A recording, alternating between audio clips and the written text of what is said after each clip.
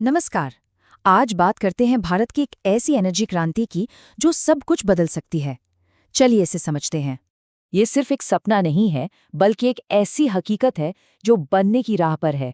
और इसका रास्ता जाता है बैटरी एनर्जी स्टोरेज सिस्टम्स यानी BESS से।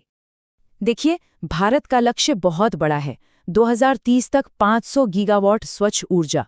लेकिन इस शानदार लक्ष्य के रास्ते में एक बहुत बड़ी चुनौती है। तो ये चुनौती आखिर है क्या?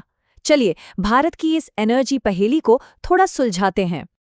सोलर और विंड पावर के साथ सबसे बड़ा सिरदर्द है उनकी अविश्वसनीयता। मतलब जब सूरज नहीं चमकता या हवा नहीं चलती, तो पावर ग्रिड को स्थिर रखना एक बहुत बड़ा चैलेंज बन जाता है और इसी वजह से पावर कट या ब्लैकआउट्स होते हैं।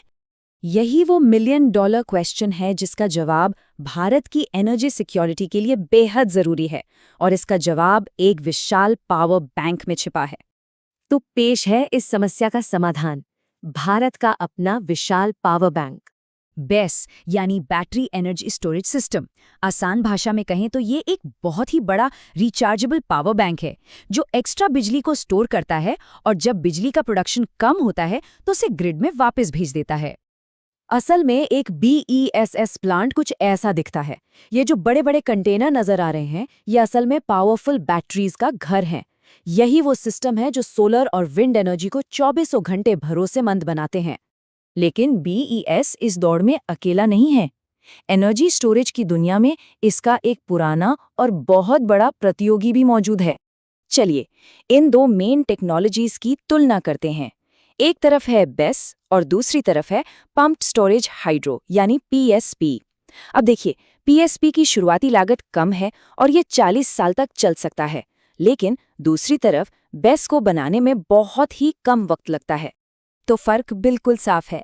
PSP को बनाने में 4 से 5 साल लगते हैं और उसके लिए खास भौगोलिक स्थिति जैसे कि बड़े जलाशय चाहिए। वहीं BESS को कहीं भी सिर्फ 1 से 2 साल में तैयार किया जा सकता है। ये मॉड्यूलर है और इसकी लागत भी लगातार घट रही है, जो इसे आज का पसंदीदा विकल्प बना रही है। और इन्हीं फायदों की वजह से भारतीय BESS बाजार में एक तरह की गोल्ड रश यानी सोने की दौड़ शुरू हो गई है। एक अनुमान है कि 2032 तक भारत के BESS मार्केट में $42 बिलियन यानी लगभग 3.5 लाख करोड़ रुपए का निवेश आ सकता है। ये वाकई एक अविश्वसनीय अवसर है। और इस दौड़ में भारत के बड़े बड़े नाम शामिल हैं: Tata power, Adani green energy, JSW energy, Reliance industries और ओला इलेक्ट्रिक। ये वो नाम हैं जो न सिर्फ भारत के एनर्जी भविष्य को आकार दे रहे हैं, बल्कि स्टॉक मार्केट में भी निवेशकों की नजरें इन पर बनी हुई हैं। सरकार भी इस दौड़ को और रफ्तार दे रही है। प्रोडक्शन लिंक्ड इंसेंटिव यानी PLI स्कीम के जरिए घरेलू बैटरी मैन्युफैक्चरिंग को जबरदस्त बढ़ावा दिया जा रहा है। लक्ष्य है 50 गीगावाट घंटे की क्षमता, जो मेक इन इंडिया को एक बहुत बड़ा बूस्ट देगा। और ये सब क्यों हो रहा है, इसकी सबसे बड़ी वजह ये है, पिछले एक दशक में लिथियम आयन बैटरी की कीमतों में भारी गिरावट आई है। 2014 में जो कीमत लगभग $700 प्रति किलोवाट घंटा थी, वो 2023 में घटकर सिर्फ $139 रह गई। इस गिरावट ने BESS को आर्थिक रूप से बेहद आकर्षक बना दिया है। लेकिन हर बड़ी क्रांति की तरह इस राह में भी कुछ मुश्किलें हैं, कुछ बाधाएं हैं। ये सब इतना आसान भी नहीं है। इंडस्ट्री कई चुनौतियों का सामना कर रही है। कुछ कंपनियां नीलामियों में बहुत ही कम बोलियां लगा रही हैं, जिससे प्रोजेक्ट्स की वायबिलिटी पर ही सवाल उठ जाता है। बिजली खरीद समझौतों पर साइन करने और ग्रिड से जुड़ने में भी देरी हो रही है, और इन सब जोखिमों के कारण बैंकों से कर्ज लेना भी महंगा पड़ रहा है। आंकड़े खुद कहानी बताते हैं। भारत ने लगभग 12.8 गीगावाट घंटे BESS कैपेसिटी की नीलामी की है, लेकिन अभी तक सिर्फ 219 मेगावाट घंटे ही ऑपरेशनल हो पाई है। घोषणाओं और हकीकत के बीच का यही फासला सबसे बड़ी चुनौती है। चलिए अब भविष्य की ओर देखते हैं। बैटरी तकनीक का भविष्य सिर्फ बैटरी बनाने में नहीं, बल्कि इसके पूरे जीवन चक्र के मैनेजमेंट में है। और यहीं पर बैटरी के लिए एक सर्क्युलर इकोनॉमी का आइडिया आता है। इसके 3 सरल चरण हैं। पहला है रीयूज, यानी बैटरी को किसी दूसरे वाहन में फिर से इस्तेमाल करना। दूसरा है रीपर्पस, जब ये वाहन के लिए ठीक न रहे तो इसे स्थिर भंडारण जैसे कामों के लिए इस्तेमाल करना।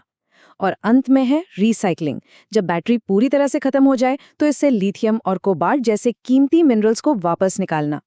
और भविष्य सिर्फ लिथियम आयन तक ही सीमित नहीं है। सोडियम आयन जैसी नई तकनीकें सामने आ रही हैं जो सस्ते और आसानी से उपलब्ध होने वाले कच्चे माल का इस्तेमाल करती हैं। और शायद सबसे बड़ी खबर, जम्मू और कश्मीर में मिला 59 लाख टन का विशाल लिथियम भंडार जो भारत की आयात पर निर्भरता को हमेशा के लिए खत्म कर सकता है। तो सवाल ये उठता है, नई टेक्नोलॉजी, अपने खुद के संसाधन और मजबूत सरकारी समर्थन के दम पर क्या भारत सिर्फ अपनी ऊर्जा जरूरतों को पूरा करने से आगे बढ़कर दुनिया की अगली बैटरी महाशक्ति बन रहा है? ये सोचना वाकई दिलचस्प है।